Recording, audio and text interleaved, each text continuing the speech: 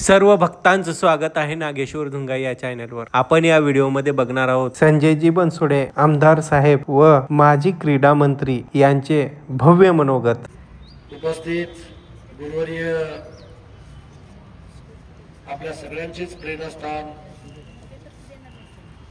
शंभूलिंग शिवाचार्य महाराज, त्या आदरणीय उमाताई संयोजक अशोक स्वामीजी, मला वाटतं अक्षय ना, अक्षय स्वामीजी, अश्विनी स्वामी, पुन्हा कीर्तनकार आमच्या खरंच आता बिरादार ताईना माझ्या सोबतच घेऊन फिरणार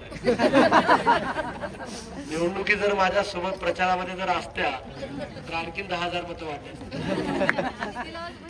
दिल्या, 100% दिलात, म्हणून तर एवढा महाराष्ट्रामध्ये एवढी लीड त्या ठिकाणी मला मिळालेली आहे। रूपाताई बिरादार, अनेक वर्षापासून आपण राष्ट्रसंत परमपूज्य डॉक्टर शिवलिंग शिवाचार्य महाराजांचा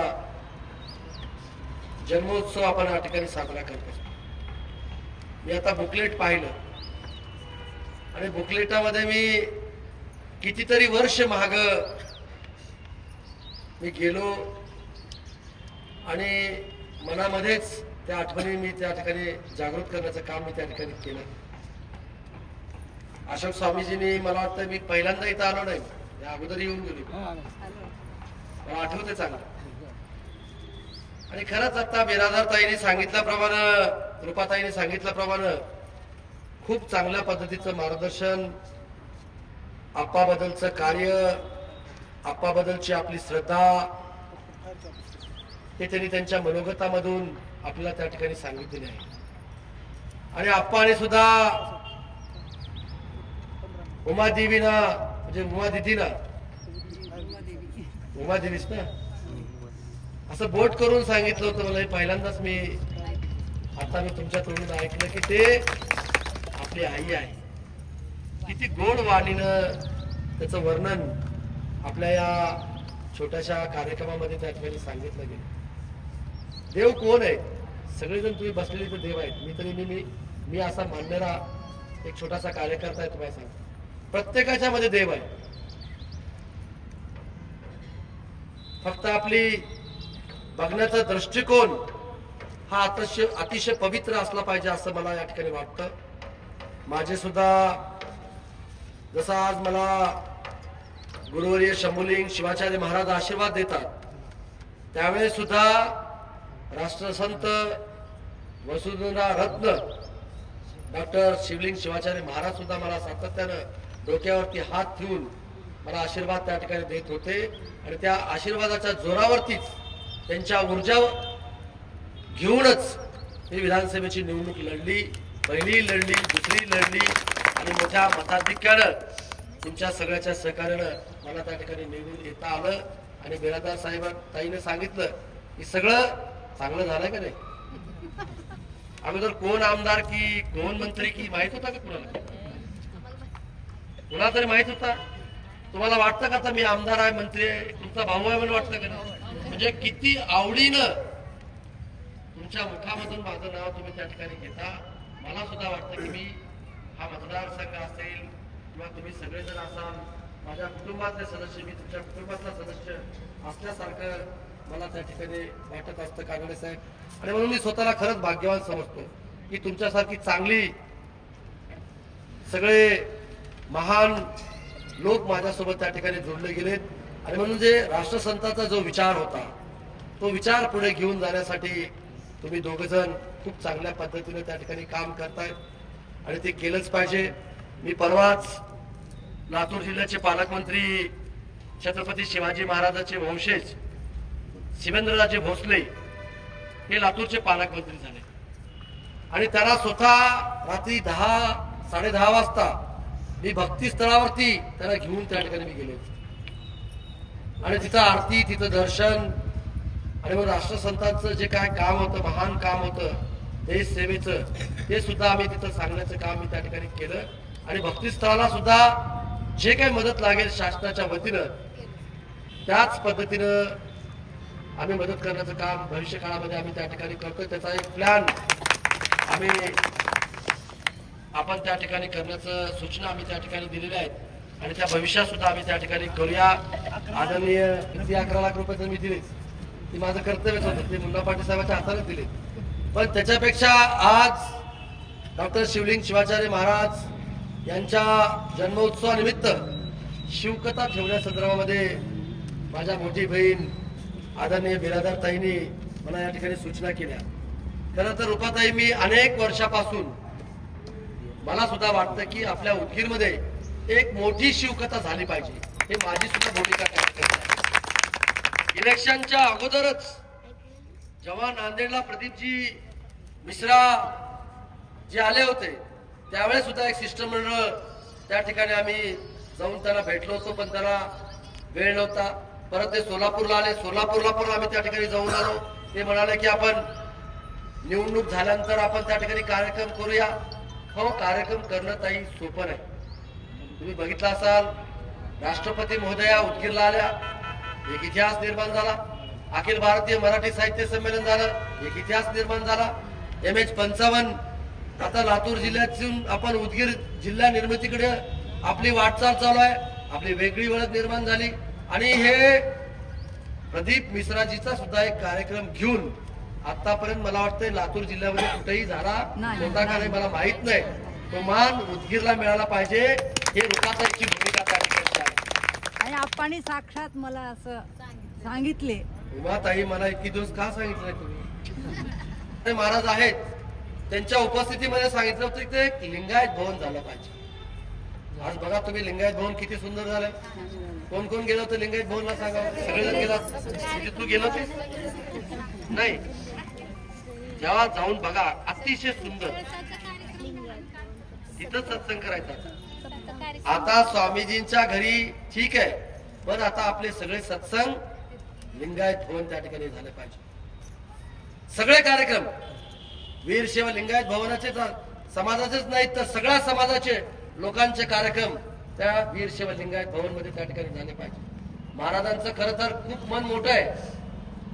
कोट्यवधी रुपयाची जागा त्यांनी समाजासाठी दान त्या ठिकाणी केली. ते साधी घटना नाही. आणि म्हणून आता काही महिला मंडळांनी मला सांगितलं की एक बसव भवन पाहिजे. बसव भवन पण बांधून देतो मी, पण त्या बसव भवन मध्ये गुरुकुल सारखी एखादी स्कूल चालू त्या ठिकाणी झाली पाहिजे, किंवा अनाथाला सारखं अनाथ मुलांना शिक्षण देण्याचं, त्यांना पालन पोषण करण्याचं काम त्या बसव भवन मधून झालं पाहिजे. ही सुद्धा माझी भावना त्या ठिकाणची आहे. आणि ते भविष्य काळामध्ये 1 कोटी रुपये मी त्या ठिकाणी दिले महाराज सांगतात. 1 कोटी रुपये. मला माहिती का नाही मला माहित नाही. रमेश आंबरखानेची पटोदरू भालकेचे महाराज माझ्याकडे आले. तुम्ही नव्हतात, तुम्ही कुठेतरी गावाला गेला होतात. आणि मला वाटतं 2-3 जण आले आणि मला सांगितलं की आमची जागा आहे आणि आम्हाला इथं काहीतरी करायचंय आणि पैसे दिले पाहिजे. इलेक्शनचा काळ होता. 1 कोटी रुपये आम्ही त्या ठिकाणी दिले. परत आता आपण तोंडारची किंवा आपल्या बिरादर साहेबांचं गाव कोणतं, बामणीची जागा आता महाराजांच्या मार्गदर्शनाखाली आपण त्या ठिकाणी बघतोय. आणि तिथं सुद्धा एखादं बसव भवन चांगल्या पद्धतीचं कशा पद्धतीने करता येईल ते सुद्धा करण्याचं काम आपण त्या ठिकाणी करूया. पण अतिशय आनंद वाटला. महाशिवरात्री चालू आहे.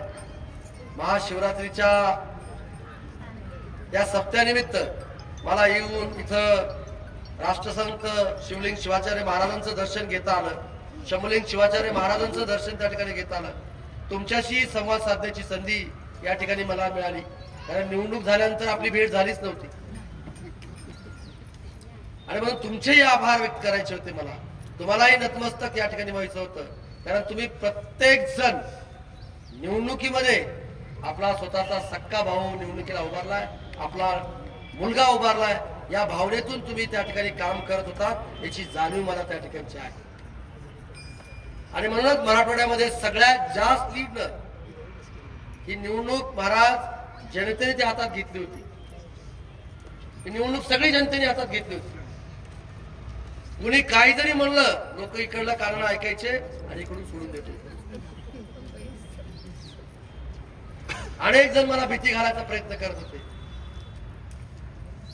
महाराजांचा आशीर्वाद, शिवांची कृपा, तुम्हा सगळ्यांचं सहकार्य ही काय साधी घटना होती रसिकांत भाऊ? काय जादू होती निवडणुकीमध्ये मला काही कळत नव्हतं. भयानक जादू होती. ज्या गावात जाईल त्या गावामध्ये हजारो लोक प्रचार सभेला उपस्थित असायचे. माझं स्वागत, माझं गाजत करत पूर्ण गाव मला त्या ठिकाणी करत होते. 2 लाखापैकी 1,54,000 मतं देण्याचं काम तुम्ही सगळ्यांनी विक्रम त्या ठिकाणी केलाय. आणि म्हणून विकासाच्या बाबतीमध्ये सुद्धा जसा राष्ट्रपतीचा विक्रम झाला, अखिल भारतीय मराठी साहित्य संमेलनाचा विक्रम झाला, युवा महोत्सवाचा विक्रम झाला, खाशाबा जाधव कुस्ती स्पर्धेचा विक्रम झाला, तसाच आपल्याला प्रदीप मिश्राजींचा सुद्धा इथं आणून आपल्याला विक्रम करण्याचं काम आपल्याला करायचं. परवा मी छावा पिक्चर बघितला बाबा साहेब, तुम्ही बघितला की नाही मला माहित नाही. अरे त्या छावा पिक्चर मध्ये सुद्धा उदगीरचा उल्लेख आहे. उदयगिरी बाबाच्या पावननगरीमध्ये या किल्ल्यापासून पानिपतची लढाई त्या ठिकाणी सुरुवात झाली होती, त्याचा सुद्धा उल्लेख त्या छावा पिक्चर मध्ये त्या ठिकाणी आहे. ही ऐतिहासिक नगरी आहे, ते पुण्य नगरी आहे, ते पुण्यभूमी आहे आणि पुण्य माणसं सुद्धा आहे. आणि म्हणून जे जे काही नवीन करता येईल थोडस बिरादर साहेब, इलेक्शन मध्ये काय काय झालं तुम्हाला उघड्या डोळ्याने बघितलं. भविष्यात आपल्याला खूप मोठी संधी आपल्याला मिळेल ईश्वराच्या कृपेनं.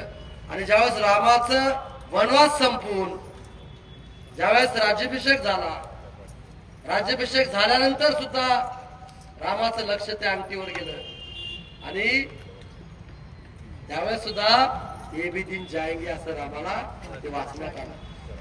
त्याच्यामुळं मंत्री जरी असतो त्यावेळेस सुद्धा मी माझ्या डोक्यामध्ये भान ठेवून सांगत होतो की राज्यमंत्री होतो, कधी ना कधी मंत्रीपद जाणार आहे, कॅबिनेट मंत्री होतो, ही मंत्रीपद जाणार आहे, आज आमदार आहे, उद्या असणार आहे कधी मला माहित नाही.